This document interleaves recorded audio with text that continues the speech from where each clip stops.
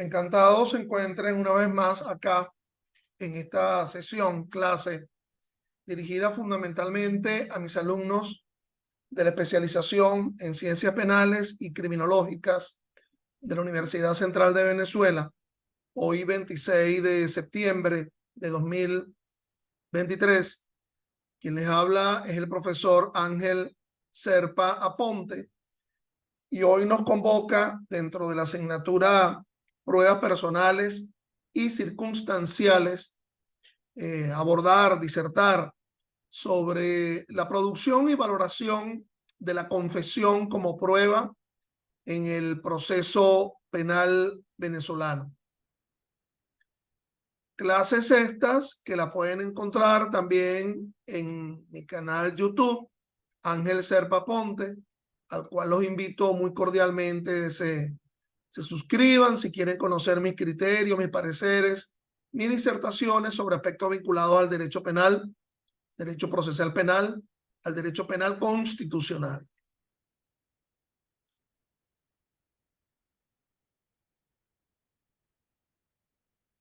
Estimados míos, en las sesiones anteriores y dentro de este curso, recordemos que nos encontramos con las vacaciones de agosto y de septiembre, hoy retomando esta asignatura de pruebas personales y circunstanciales.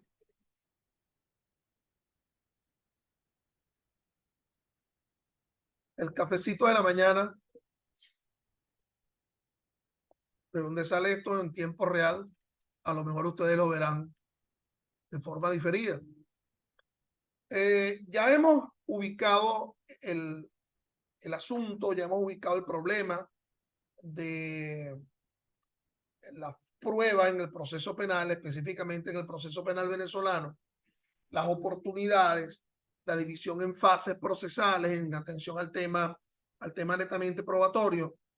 Hemos abordado la definición de los principios vinculados a la prueba. Y estamos en la última sesión abordando lo atinente a la confesión como prueba en el proceso penal venezolano. Obviamente que la noción de la confesión como prueba primero pasa por hacernos la pregunta que resultaría casi como obvia, casi que salta al rompe. ¿Sigue existiendo la confesión como prueba cuando precisamente lo que se expone, lo que se justifica es el paso al sistema inquisitorio o inquisitivo, al sistema acusatorio, fundamentalmente en la idea de que en el sistema inquisitorio o inquisitivo la confesión funcionaba como la regina probatorum, como una reina de las pruebas, inclusive como lo establecía el propio Código de Enjuiciamiento Criminal.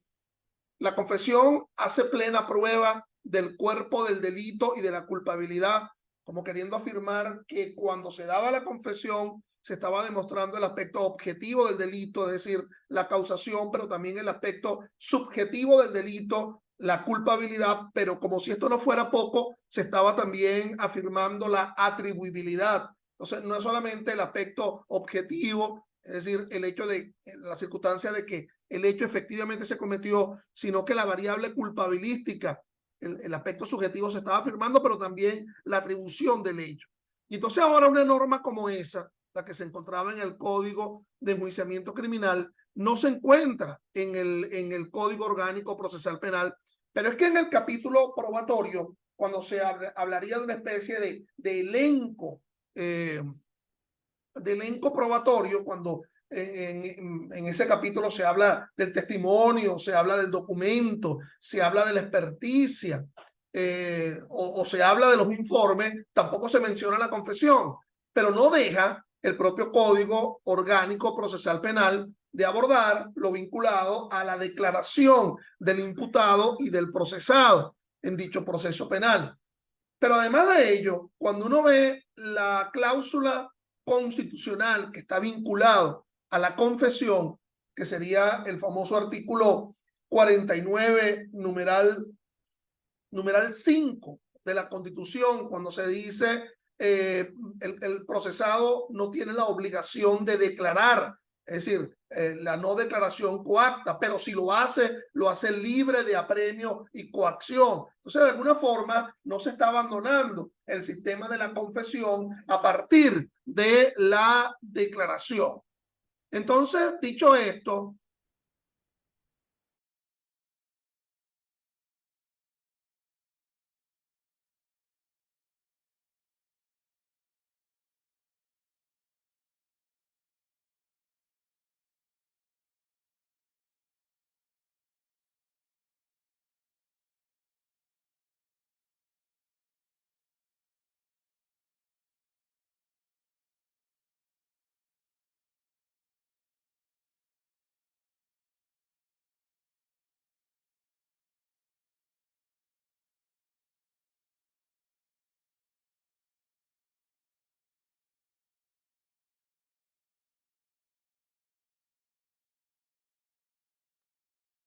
ahora sí, tenía problemas, disculpen ustedes, con el micrófono.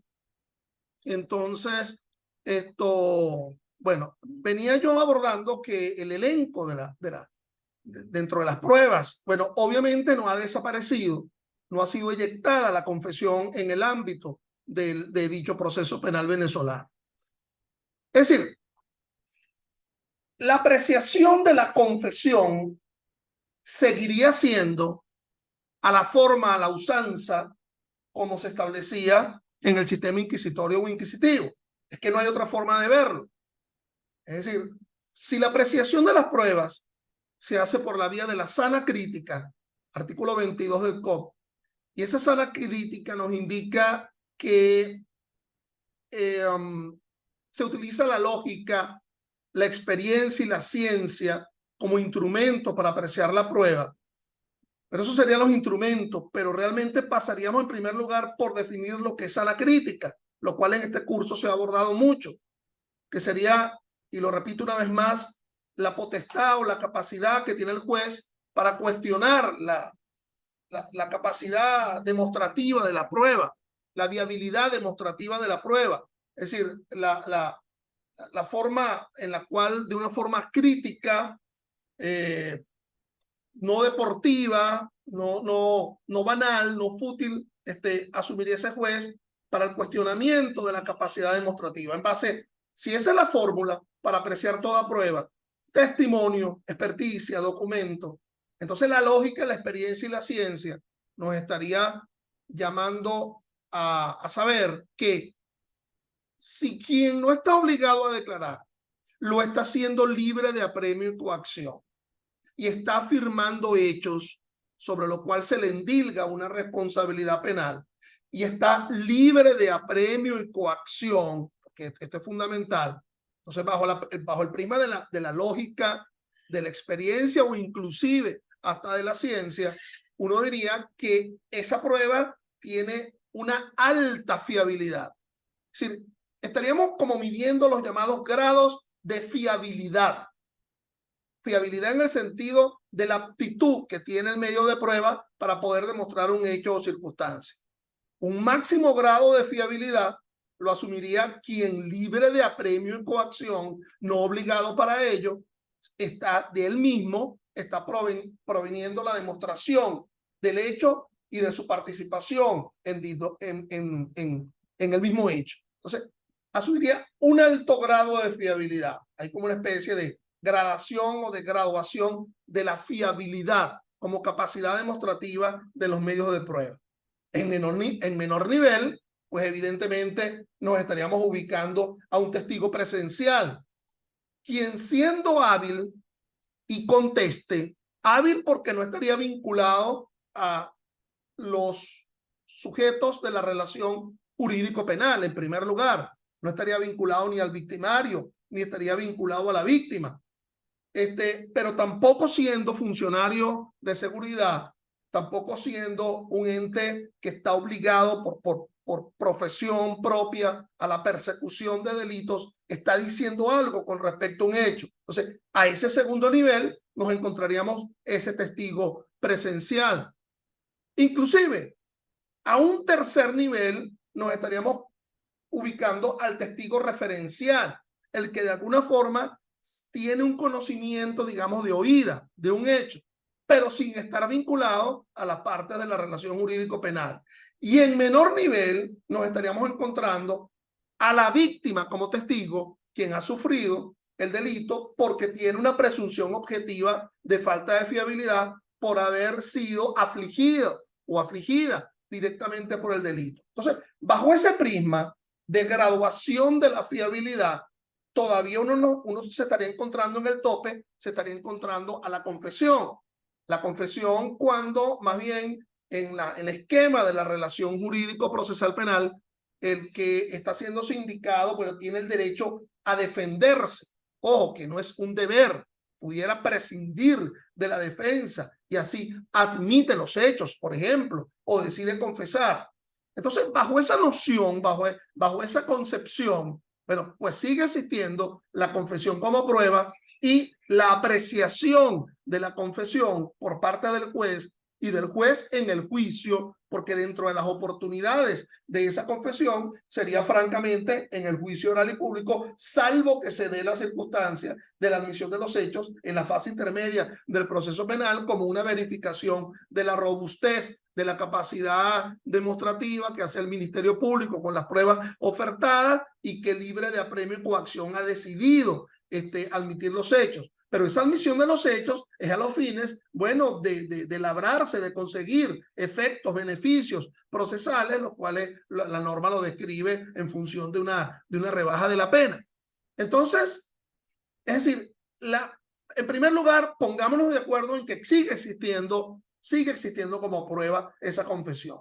Bueno, ¿por qué razones? Bueno, diferentes normas del Código Orgánico Procesal Penal nos hablan de la declaración del imputado, nos hablan de la declaración del procesado, no lo prohíbe, pero además la propia Constitución en el artículo 49, numeral 5, cuando nos habla de la no confesión coacta, no nos habla es de la imposibilidad de la confesión como prueba. Es decir, la declaración de la cual pueda derivarse una confesión se valida siempre que no sea coacta, siempre que no sea con constreñimiento. Por cierto, como en otras oportunidades lo hemos hablado, hay que hacer la distinción entre medio de prueba y prueba propiamente dicho. Se dice, y vuelvo a repetir, luego de estos meses de vacaciones, en la cual pareciera que ustedes y yo debemos asumir una especie de calistenia intelectual o de calistenia técnica. Fíjense cómo nos ha costado hoy iniciar esta disertación de hoy, los problemas técnicos que hemos estado teniendo. Uno pierde uno se pone a escribir durante estos días, pero se desatiende de esto de lo tecnológico y de las reuniones virtuales. Y entonces, bueno, y eso que ya terminó lo que llaman el mercurio retrógrado, si es que hay quienes creen en eso. Bueno, en fin. Entonces, el tema de la oportunidad de la prueba, bueno, cuando hablamos de prueba, estamos hablando de la única oportunidad que sería en el juicio oral y público, puesto que previamente lo que ha habido es un proceso de obtención probatoria, de ofrecimiento probatorio en la acusación, en la admisión de la prueba, en la audiencia preliminar, en la fase intermedia, para conformar lo que se denomina la comunidad probatoria, que no es otra más que el auto de apertura a juicio, que como especie de reglamento, como especie de instructivo, está indicando el hecho que está siendo acusado, cuál es la calificación, el nomen juris que se le ha demostrado el hecho, cuáles son los elementos de convicción que le han sustentado ese convencimiento al titular de la acción penal y cómo yo ahora pretendo convencer a los demás a través del capítulo del ofrecimiento probatorio. Si ello ha sido admitido y forma parte de la comunidad probatoria, es decir, forma parte de la autoapertura a juicio, bueno, con esas pruebas serán con las cuales se van a demostrar el hecho. Pero hay un pequeño detalle. A nadie se le ocurrirá ofertar la confesión. A nadie se le podrá ocurrir eso, a ninguna de las partes, y mucho menos al titular de la acción penal. Ángel Serpa, si tú me estás diciendo que los hechos se van a demostrar en el juicio oral y público son con las pruebas que se encuentran presentes en el auto de apertura a juicio, formando la noción de comunidad probatoria. ¿Cómo llegaríamos a la confesión como prueba que iría a sustentar el hecho si nadie ha ofrecido la confesión? Vamos a quedarnos un tanto allí, en el ofrecimiento de la confesión. Bueno, poco se podrá ver que, por ejemplo, el titular de la acción penal, el Ministerio Público, o la víctima, por la vía de la acusación particular propia, en el capítulo del ofrecimiento probatorio, indique: ofrezco la declaración del acusado. Ya simplemente la mención del ofrecimiento ya obligaría a entender que existe un constreñimiento, una coacción, la simple invocación. En el lado contrario, imagínense ustedes que en el escrito de excepciones, conforme lo establece pues el artículo 28, el artículo 31, el artículo 311 del Código Orgánico Procesal Penal, sea la oportunidad que tenga la defensa para ofertar sus pruebas de descargo. Pruebas de cargo de imputación, como lo establece el 49.1 de la Constitución, con la cual se pretende sustentar el derecho a la acción de parte del Ministerio Fiscal o por parte de la víctima, prueba de cargo que sustentaría el cargo, la imputación, lo que se indica, y las pruebas de descargo, en las cuales se pretende reafirmar la ausencia de responsabilidad penal de alguien. Es decir, por cualquiera de los elementos por la cual alguien no es responsable penalmente. Un problema de atipicidad y con lo cual pretendo demostrarlo. Un problema de ausencia de acción y lo pretendo demostrar con esta prueba. Un problema de causas de justificación y pretendo demostrar la causa de justificación con esta prueba. Prueba de descargo.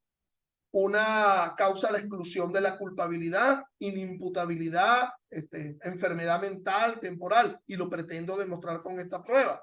Entonces uno preguntarse si dentro de ese cúmulo probatorio estaría la declaración del procesado. Bueno, basta con que, aunque sea, fuere admitida por el juez de control para asumirse que existe una noción de coacción.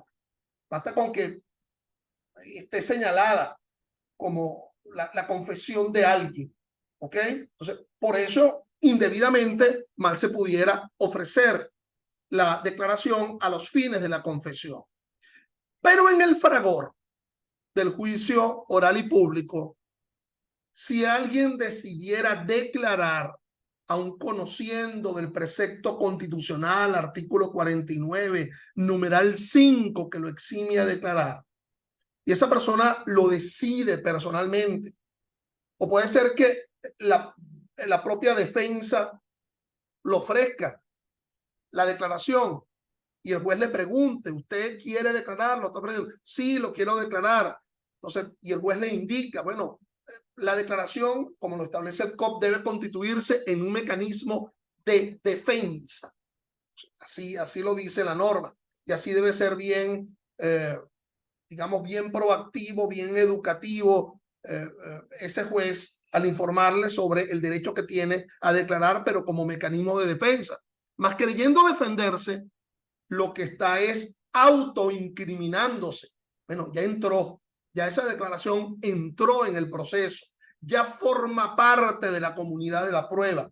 Es como un vecino nuevo que decide novedosamente, compró la bienhechuría, compró el terreno y edifica su vivienda. Bueno, si hablamos del concepto de comunidad, o sea, la comunidad no está petrificada en los edificios y en las paredes del auto de apertura a juicio.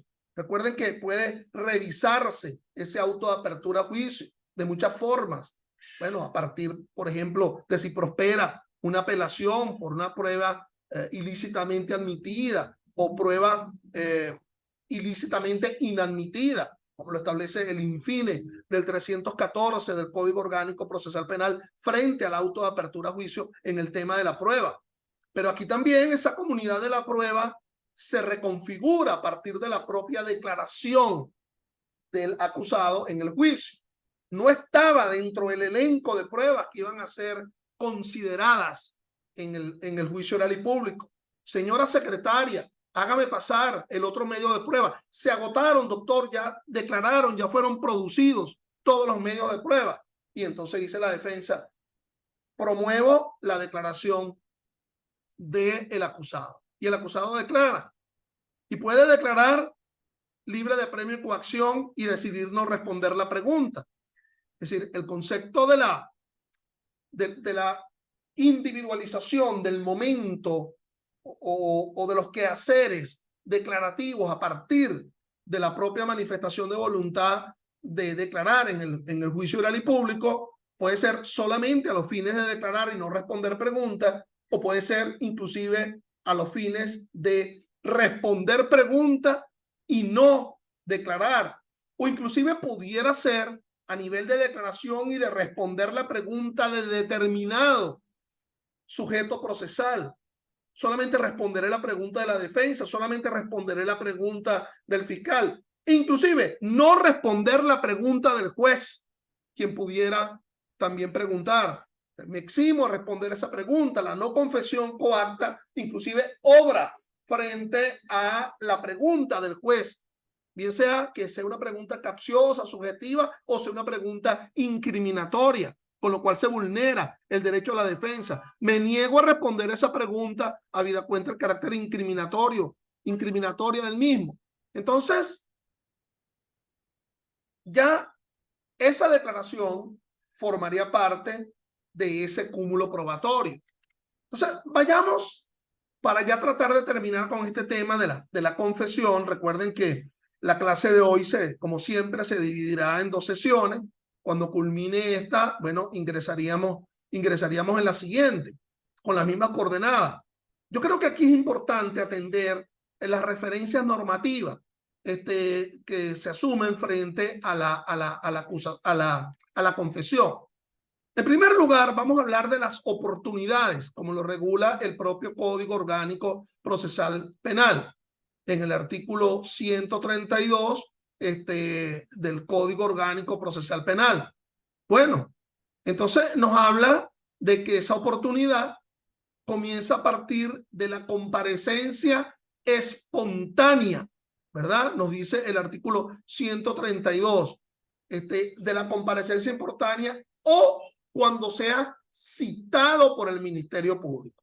Entonces, fíjense que aquí existe, esto es interesante, porque a partir del 126A del Código Orgánico Procesal Penal, se habla de la imputación en sede fiscal, y pareciera que la imputación en sede fiscal funciona como un mecanismo de declaración inicial por parte del procesado.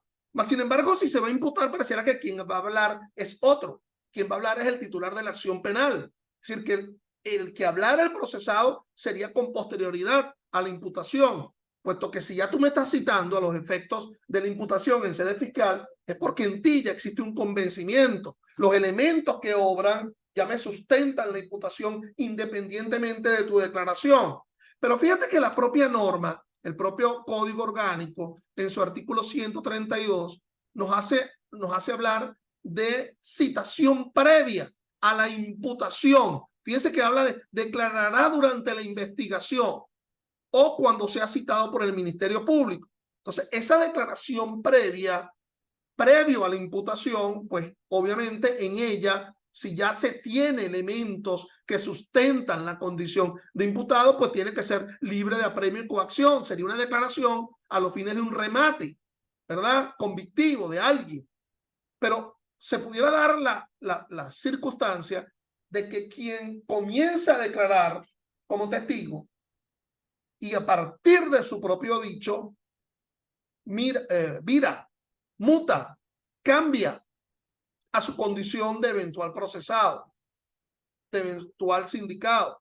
Imputado no, porque quien le corresponde la imputación es el propio titular de la acción penal. Uno no se autoimputa a partir de una declaración, pero ya a partir de los dichos ya evidentemente llegará un momento en lo que habría que detener la declaración.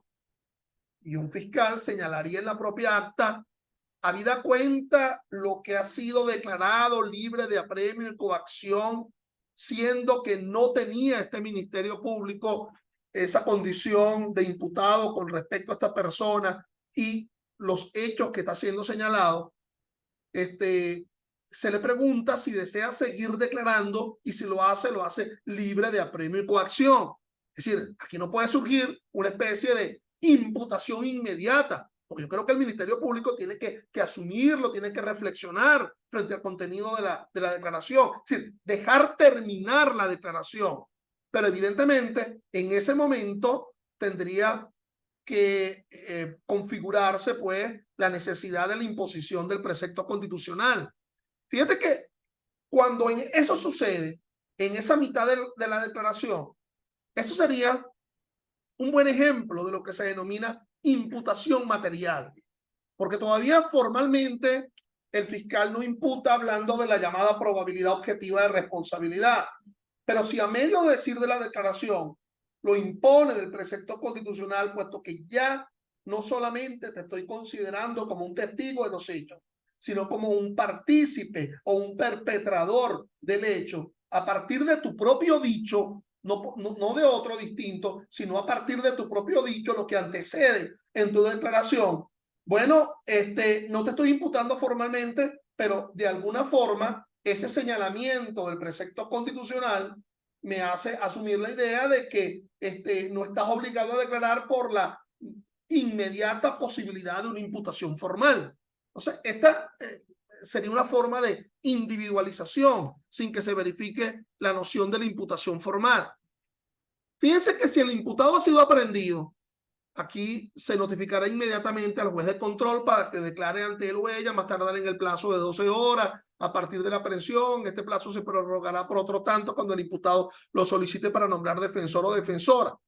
Aquí lo que estaríamos cambiando es el sitio de la declaración de ese imputado, de esa declaración del imputable en una fase preparatoria. Bueno, ¿por qué ha sido aprehendido? Por dos circunstancias. Uno, el hecho fue flagrante, con lo cual su declaración ocurrirá ante el juez de control definitivamente. ¿Ok? O dos, porque se libró previamente una orden de aprehensión. Se libró previamente una orden de aprehensión y se ejecutó la orden de aprehensión, pero hasta ahora no se ha verificado la declaración. Por lo tanto, aquí cambiaría el concepto de la ubicación. Es distinto al esquema que había manifestado yo con anterioridad, porque aquí definitivamente sí existiría, por lo menos en la ejecución de una orden de aprehensión, quien está siendo considerado como imputable por parte del titular de la acción penal. Se ha solicitado la orden de aprehensión es porque tenía elementos, independientemente de su declaración, que sustentan esa condición de imputable, lo cual iría a realizar en sede judicial. Recordemos que no solamente por la vía de la ejecución de la orden de aprehensión, sino también cuando se trata de la solicitud de imputación en sede judicial cuando se tratara de un delito menos grave. Algunos de los delitos que están descritos en el artículo 354 del COP. Pero ¿qué pasaría frente a la flagrancia? En la flagrancia no existe todavía una imputación, sino que más bien en esas 48 horas se iría a imputar en sede judicial. Pero evidentemente que cuando se está presentando a alguien en la audiencia de imputación en sede judicial, primero tendríamos que escuchar la declaración del fiscal del Ministerio Público, la imposición del cargo, es decir, la imposición de la imputación en primer lugar a partir de los elementos anteriores que han sido obtenidos durante ese tiempo de la aprehensión flagrante y hasta su presentación en la audiencia de imputación. Esa declaración que rendiría posterior a la imputación. Fíjate que aquí no es que estamos esperando la declaración previa para imputar, ¿ok? Como pudiera ocurrir en una declaración en sede fiscal cuando se inicia una declaración siendo testigo del hecho y no teniendo elementos para sindicarlo aún. sino que la autoimputación surgiría a partir de la propia, perdóneme la expresión, la autoincriminación surgiría a partir de la propia declaración, la autoincriminación a los fines de sustentar la imputación posterior. Entonces, acá ya se tendrían otros elementos. Y él declarará luego de la imputación. Y a lo mejor en esa declaración se incrimina. Él estaba impuesto del precepto constitucional, el presentado dizque por la comisión flagrante de un hecho ilícito, libre de apremio y coacción. A partir de esos elementos él se autoincrimina. Bueno, el fiscal no pudiera volver sobre sus treces y decir, mira, señor juez, usted acaba de escuchar, precisamente por lo que acabamos de escuchar, es que lo estamos imputando. No, la imputación tiene que ser previa. Es decir, previo a la declaración ya debe haber un sustento de elemento, lo que el 126A denomina la probabilidad objetiva de responsabilidad. Pero la gran pregunta es, ¿y esa declaración que ha sido rendida con posterioridad a la imputación en sede judicial, cómo se llamaría?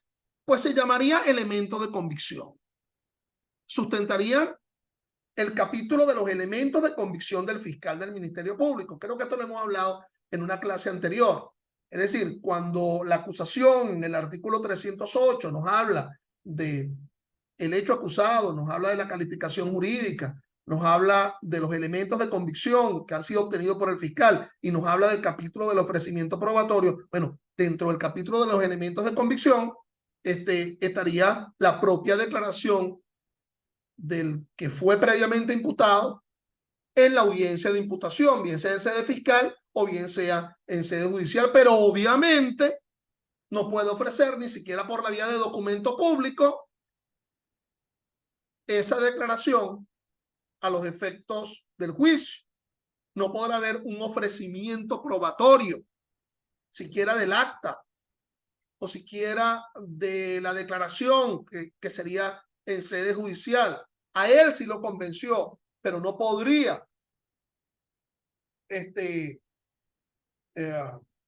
ofrecerlo, porque ello sería pues una violación de la no confesión coacta.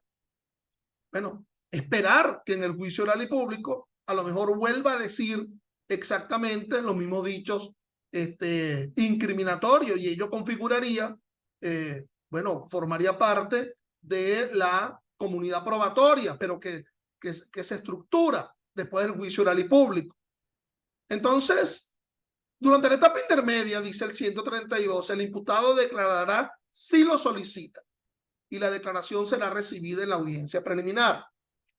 Obviamente que esa declaración en la audiencia preliminar sí puede transformarse en técnicamente en una confesión. Y ya creo que lo abordamos en la sesión anterior, antes de la vacación, el tema de la admisión de los hechos. Artículo 375. Entonces, la declaración, se supone que es una declaración para defenderse, pero bueno, decide voluntariamente admitir los hechos, comportamiento procesal de la parte en donde el tema de la intención juega un papel crucial. Bueno, decide admitir los hechos a los fines de, hay prácticamente tres opciones. Uno, la imposición inmediata de la pena por vía de la rebaja, 375 del COP. Dos, decide admitir los hechos a los fines de suscribir un acuerdo reparatorio, es decir, a los fines de alternativas a la prosecución del proceso, artículo 42 COP.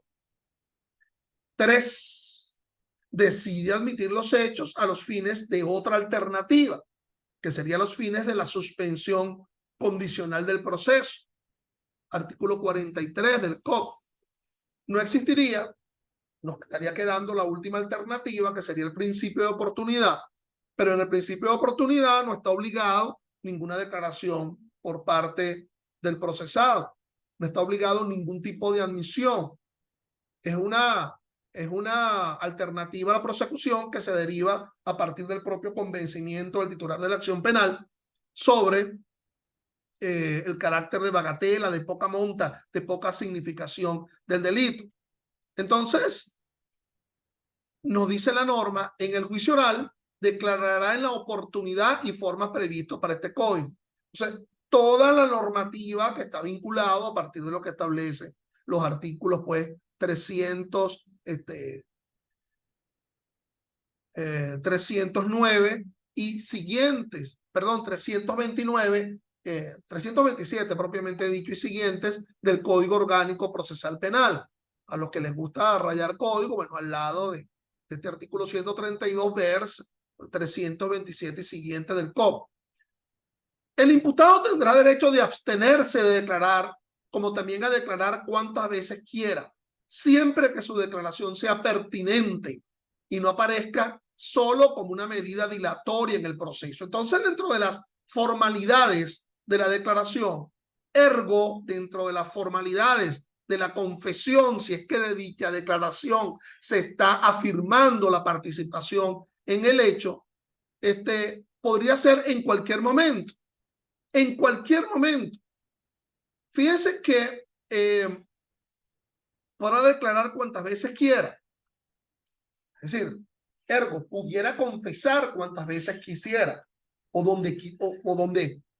cuando fuera en el proceso, bien sea en la fase preparatoria, en esa audiencia de imputación, previo o post a la imputación, ya señalé el porqué del asunto, en la audiencia, en fase intermedia, en la audiencia preliminar, fundamentalmente a los temas de la admisión de los hechos y en la fase de juicio. Ahora bien, aquí hay un tema sumamente interesante. Si él puede declarar libre de apremio y coacción en la fase intermedia, ¿qué pasaría cuando declara subrayando una confesión, pero no a los fines de la admisión de los hechos? Lo veremos en la sesión siguiente, en la que ustedes se incorporarán inmediatamente, ahorita ya culminando esta con la misma coordenada.